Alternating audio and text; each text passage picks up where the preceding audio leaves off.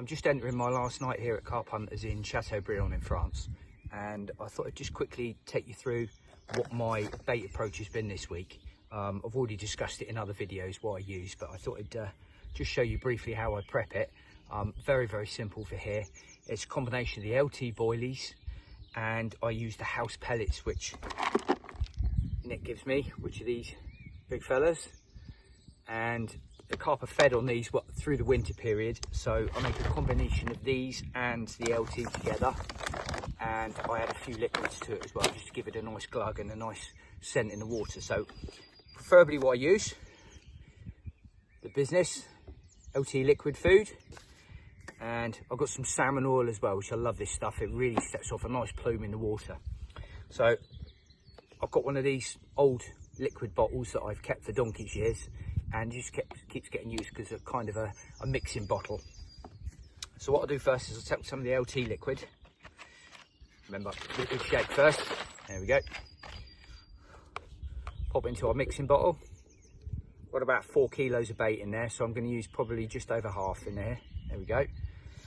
Pop the lid back on that one. There we go. I'm going to top that up with some salmon oil.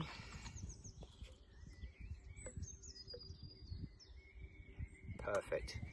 Pop the lid back on that one as well. There we go. Stick the lid on there. Give that a really good shake. Now you can add some lake water to this if you want to bulk it out a little bit. Now the mix I've got in here in the bucket, a good helping of our LT. There's some in there crumbed up as well. There's a few halves and a few chops and bits and bobs as well in there, and there's even a couple of tigers in there as well, just for some variation. So all I'm going to do is I'm going to stick all that lot in together, and then just add some of my lovely glug. Stick it all in. There we go.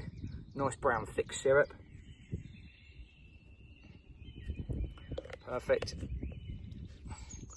Take a nice big spoon and give it a good mash. Gosh, that is amazing.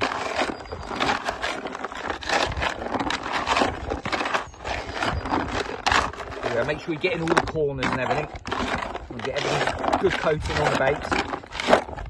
You can see some of it's gone a bit mushy, and all the pellets have now got a coating of the LT on them as well.